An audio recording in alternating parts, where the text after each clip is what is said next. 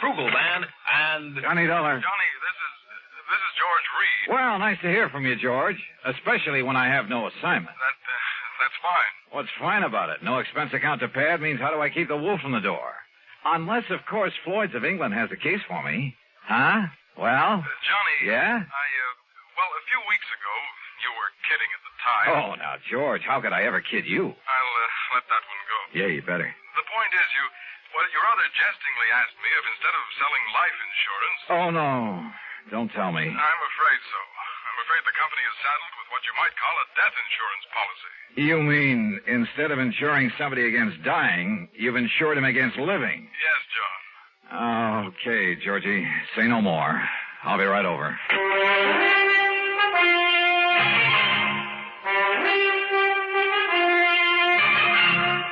Bob Bailey in the exciting adventures of the man with the action-packed expense account. America's fabulous freelance insurance investigator. Yours truly, Johnny Dollar. Act one of yours truly, Johnny Dollar.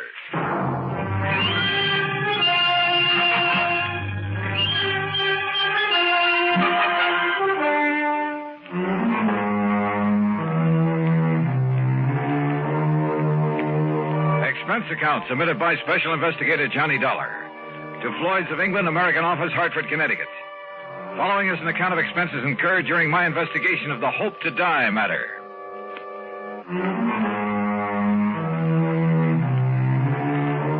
Expense account item 1, $1.10 taxi from my apartment to George Reed's office, where I found him pacing the floor and wearing an even more worried expression than usual. And believe me, that's something. This thing has me so riled up, Johnny, I can hardly see straight. Well, you should have known better than to issue a policy like that, George. It was Harry Baxter. Baxter? He filled in here for me while I was on vacation. I should have known better. What'd he do, sell a lot of policies that you shouldn't have to handle? No, just this one. And I swear I don't understand it. He, of all people. All right, you said on the phone that it was kind of life insurance in reverse. That's exactly what it is. Explain, please. Well, usually, of course, we pay the face value of a policy when the insured dies. Right. In this case, however, the company will have to pay the $250,000 that the insured doesn't die. $250,000? Yes.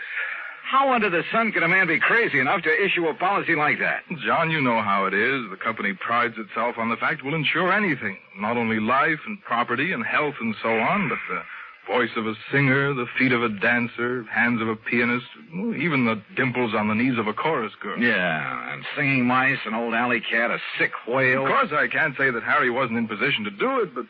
Johnny, you've got to help me. First, you better tell me who and why and what it's all about. That's just the trouble. I don't know. Well, in that case... You don't know? I only got back here to the office this morning. I found our copy of the policy lying here on my desk. But if you don't even... Oh, look, I've handled some pretty screwy cases for you, George. Yes, but they've all finally made sense one way or the other. And, Johnny, we have paid you some very nice fees. You can't deny that. George. Tell me, have I ever questioned your expense accounts? But death insurance, it doesn't make sense. Have I? Insuring somebody against living. Have I? I'm sorry, but this time the answer is no. Listen, if you take this on, I'll okay your expense account without even reading it. Death insurance. Expense account unlimited. Johnny?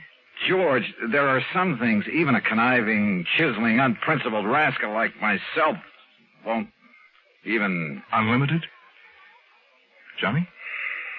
Okay, George, I'll take it. Act two of yours truly, Johnny Dollar, in a moment.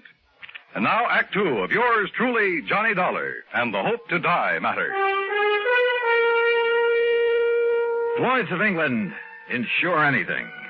At least that was their boast. And now it looked as though it had finally backfired on them. Because somebody in the organization, some character named Harry Baxter, had issued not life, but death insurance. If it hadn't been for my friendship for George Reed, well, plus his promise of unlimited expense account, I'd have thrown the whole problem right back into his face, as it was. Thanks, Johnny, from the bottom of my heart. I'll never forget you for this. Believe me, George, I'll never forget you for this. And if you can get us off the hook... All I can do is try, so come on, give me the dope on it. Yes. Now, here. The name of the insured is Miss Mary Ellen Markham. Yeah, I got it.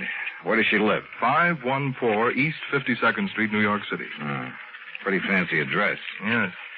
Okay. Now tell me why this Mary Ellen has insured herself against living. Well, that's the point, Johnny. She hasn't. Well, now, wait a minute. Albert Schwinner has. You mean somebody else took out this policy on her life? Or rather death? Yes. Holy. Well, what is this guy, a professional gunsel who's going to wipe her out and then collect? I suppose he's the beneficiary, too. Yes, he is. Oh, fine. Well, come on, who is it? I don't know. As I told you, the policy was lying here on my desk when I got back this morning.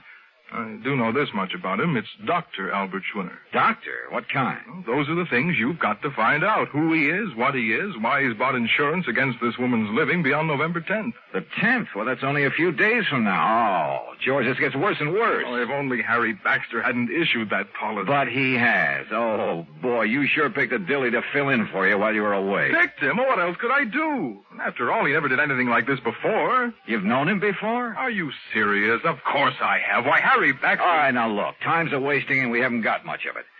I take it you want me to see if I can find some legal grounds for canceling this policy. Yes, immediately. Now, have you got an address on the beneficiary, this Dr. Schwinner? No, I've been so upset about this whole thing, I haven't even looked. And let me see. According to this, he lives at... What's the matter? Dr. Albert W. Schwinner, C.L. C.L.? What kind of a doctor is that? I don't know. The address is 14327 E Street, Union City, New Jersey. C.L. Well, I'll soon find out. We're going to reach this Harry Baxter who sold the policy. In New York at the... here, I'll jot down the address. I still don't see how Baxter could get away with this. After all, when you consider his position... Here. He offered no explanation at all. Well, I'm afraid I didn't give him much chance. I practically threw him out of here. Oh, can't say that I blame you. And that's another thing. Look, Johnny, perhaps you can reason with... Oh, don't worry, George. He's number one on my calling list. I'll be talking to you. Expense account item 2, $785, fare to New York and taxi to Harry Baxter's address. A real snooty one over near Sutton Place. And people don't live in that joint unless they've earned or chiseled a lot of money from somewhere. In the case of Baxter, I suspected a big chisel. My suspicion was considerably heightened when he opened the door. His apartment was luxury from stem to stern. As for Baxter himself... Dollar? Well, of course, old boy. I've heard a great deal about you from my dear friend and colleague, George Reed. Dear friend, huh? Well, you say that as though you doubted it. Oh, I know, that filling in for him while he was away. Well, I really should have done better for the old thing, but I've had so many social obligations to meet these past few months, and after all, one must keep up with those things. Oh, I'm sure one must. Well, I did sell one policy, you know, a real dilly. Ah, that's the understatement of the week. I suppose I can't really blame him for being a bit excited about it, but he gave me no chance to explain why I issued the policy. Why did you? Oh, now, really? Well? Well, I made it very clear to George that I would tell him when he calms down enough to be reasonable. Really, Mr. Dollar, he was in quite a tizzy. Brother, he still is. That's why he sent for me. But when he calms down, he'll be sorry he bothered you. Suppose you tell me why you issued that policy. You? No. What? No, I'll tell George when he's ready and when I'm ready. Oh, now, just a minute. And you may tell George I said exactly that. Goodbye, Dollar. You'll tell me, Baxter, right now. I'll do nothing of the sort. And what's more, since my plane for Europe is leaving shortly, I have no time to... Would you kindly remove your foot from the door? Not until I get an answer from you. Now start talking. If you can show some legal cause... Legal cause? Furthermore, your behavior at the moment constitutes trespass, illegal entry, call it what you like. And believe me, unless you leave here immediately, I shan't hesitate to ring up the police. All right. Now look, just tell me one thing. I might. What? What is your connection with the beneficiary of this policy? Dr. Schwinner. That's right, Albert Schwinner. But Albert happens to be a very close personal friend. Oh, I might have guessed as much. All right, then tell me this. No, I'm sorry, just one question. I've given the answer. Goodbye. Baxter. Are you hard of hearing? Look here now. Goodbye.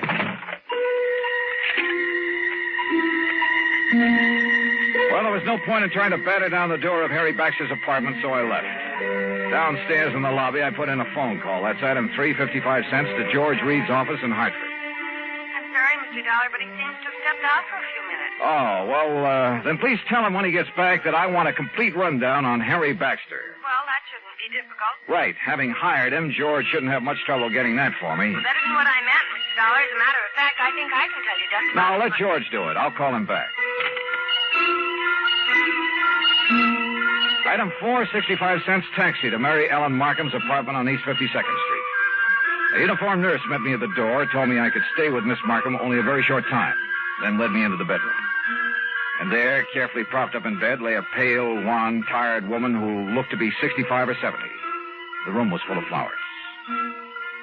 You may leave us, Mrs. Haskell. I'll ring when I need you.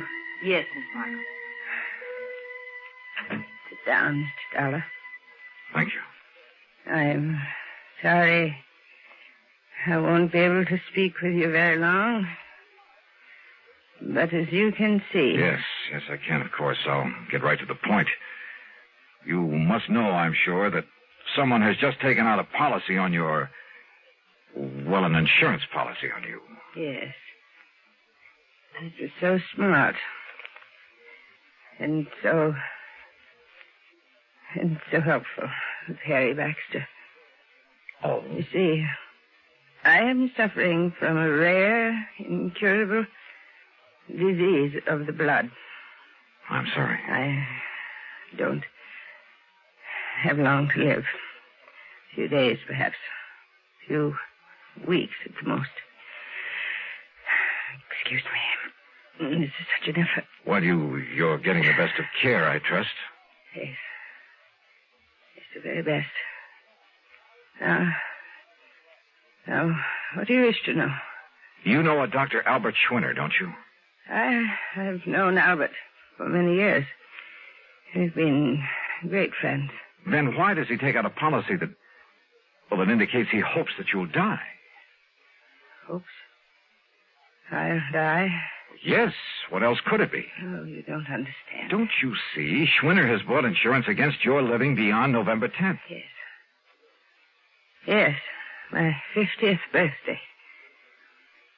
You mean to say you're... The reason so. Yes? I'm sorry, you mustn't.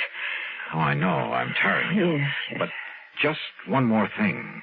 Your doctor, the doctor who's taking care of you. Albert. Albert? This same Dr. Schwinner? Yes.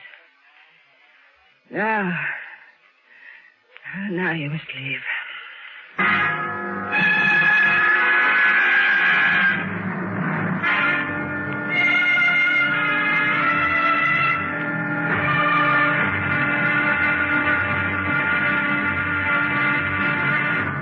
Act 3 of yours truly, Johnny Dollar, in a moment. Now, Act 3 of yours truly, Johnny Dollar, and the Hope to Die matter.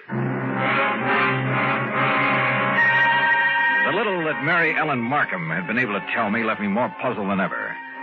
I've never been given such a runaround of my life, deliberate or otherwise. But I didn't dare tax her strength further, so I left.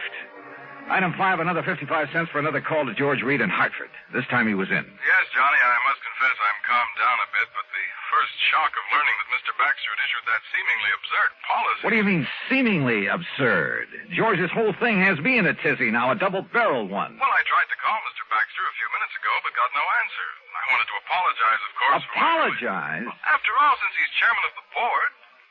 Chairman of what board? The company, this company. What? I tried to tell you that this morning, but you didn't give me a chance. Harry Baxter is also the majority stockholder. Oh, brother. In any event, as I'm sure you can see, he must have had some good reason for that policy, and as soon as I can get him by phone... You won't. What? He just left for Europe. Where? I don't know, and right now I don't care. But if I can't contact him, Johnny, I don't dare cancel this policy until I've talked to him. And if Miss Markham should die before the 10th... Yeah, 250 G's. You've got to carry on. Would you like to tell me how? If Mary Ellen Markham dies on or before November 10th, Floyd's of England pays Dr. Albert Schwinner $250,000 on a policy taken out by him. And he is her doctor with her life in his hands. And if there isn't something wrong with that setup, expense account item 6, $8 for a taxi to Schwinner's address in Union City, New Jersey. And there at last I learned what the CL meant behind his name. It was an abbreviation For this was the Albert Schwinner Clinic, devoted to the study of rare diseases of the blood. But Schwinner wasn't there. He'd gone to New York to see Miss Markham. Item 7, $10 even for a fast taxi ride back there to Manhattan. As the nurse led me into the unfortunate woman's apartment, he was just coming out of the bedroom door. Oh, Dr. Schwinner, this is Mr. Johnny Dollar. Oh, Mr. Dollar, Harry Baxter told me I might expect you. Oh, he did, huh? Yes, he phoned me just before his plane took off for Europe. Pretty smart. You're an insurance investigator, aren't you? That is right. Oh, you may go in to see Miss Markham now, Mrs. Haskell. Very well, Doctor. How is Miss Markham, Doctor? Much better, thank God. Oh, why do you say that? What? If she dies before this week is out, you stand to collect a cool $250,000, don't you? I? No, the clinic. Isn't that the same thing? Hardly. Sit down, Mr. Dollar. Now, you're concerned about the rather unorthodox insurance policy that Mr. Baxter issued. I certainly am. I think you better let me tell you the reason for it. I think you'd better. At the onset of her illness some 15 years ago, the best doctors in the country gave her 5 years to live at the most. And that's when you came into the picture? Yes. Because of the devotion, the concentration of all our efforts to this one field of medicine, the clinic was able for the first time to give her hope. Her hope was justified.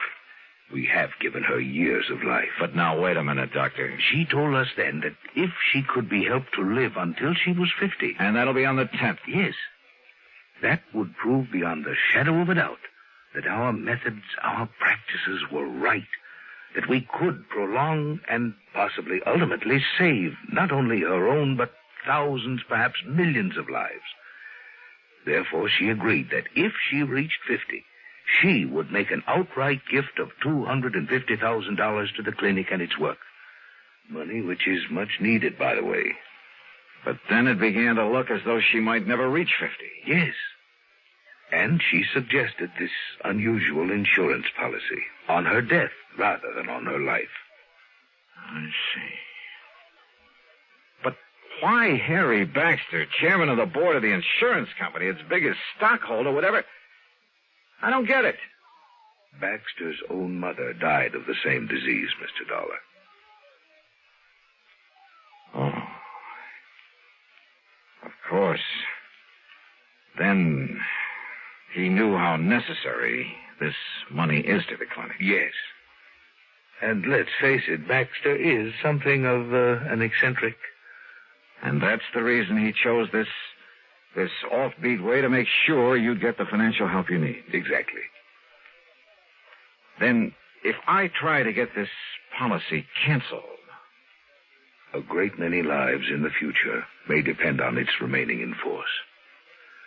Of course, if you feel it your duty... Doctor, my duty as I see it is to do just exactly nothing.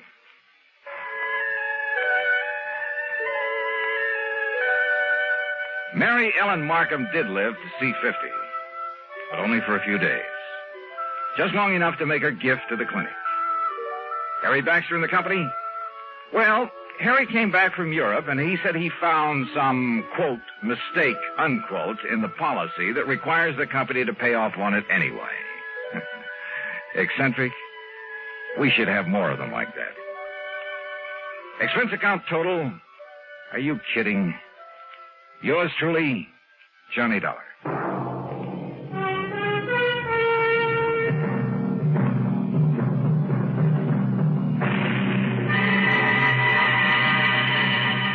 Deposits program.